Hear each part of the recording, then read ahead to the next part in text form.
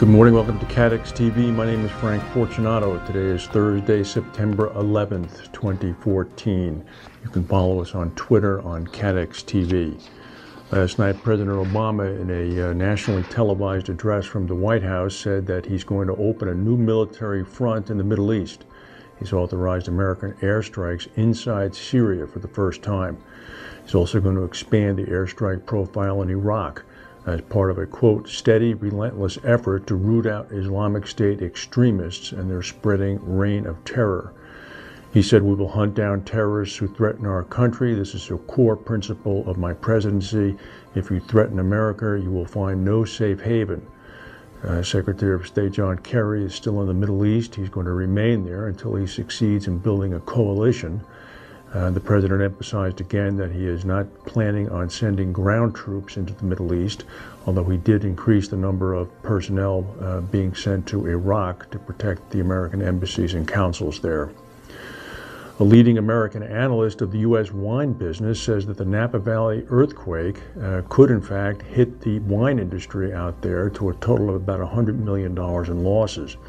The estimate comes from a Rob McMillan, who is an executive vice president with Silicon Valley Bank and the founder of the bank's wine division.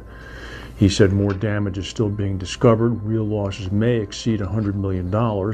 He said losses come from a wide range of damage suffered during the quake, damage to buildings and infrastructure, winemaking equipment, vineyard irrigation, bottled inventory, bottling supplies, etc., etc. He also said that the 60% of Napa Valley wineries received or sustained some type of damage. Here's an interesting turn of events. China's anti-monopoly regulator has fined Volkswagen's Audi and Fiat's Chrysler for fixing the price of cars and replacement parts as part of a probe into foreign car makers. International investors are crying foul. Luxury car makers have already announced a change in the way they sell replacement parts in China. The Chinese government fined Volkswagen $40 million, and they fined Chrysler $4 million. Apparently, both companies said that we accept the penalty, and we've been optimizing the management process and sales process. This comes just several days after foreign chambers of commerce hit back at China for investigating unfair investigations of foreign companies, they say.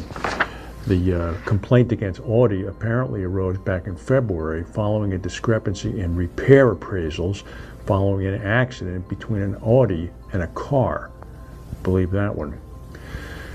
Scotland risks losing the heart of its financial services industry if it votes in favor of independence from the United Kingdom.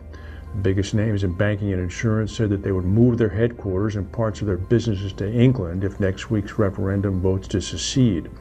The Royal Bank of Scotland, Lloyds Bank, and the investment firm Standard Life are making plans to protect their customers from the uncertainty that would follow.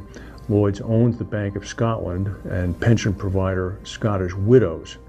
Clydesdale Bank, owned by the National Australia Bank, may also join the exodus. British finance has deep historical roots in Scotland. After London, Edinburgh is the UK's second biggest financial centre. The financial sector employs 100,000 people in Scotland and manages about $1.3 trillion in assets from Scotland. Aon Benfield Securities has come out with their annual report on the insurance-linked security sector. They say that now about 20% of the international CAT reinsurance market is underwritten by alternative capital. That's quite a number. They said that the volume of alternative capital or cat bond issuance in the past 12 months was a record $9.4 billion, an increase of 41% over the prior year. The flooding in Pakistan and Kashmir, India, has now reached new proportions. 461 people are confirmed dead. The Pakistani military is using helicopter and boats to evacuate thousands of marooned people from the fertile plains in Pakistan where raging monsoon floods are inundating the area. The high floods are likely to reach the southern province of Sindh later this week.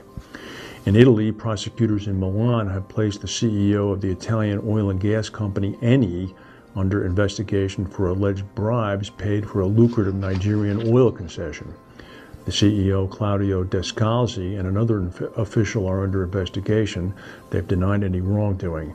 The purported bribe concerns Eni's purchase of an oil block in Nigeria, where the money was supposedly paid to a front company believed to be controlled by a former Nigerian oil minister.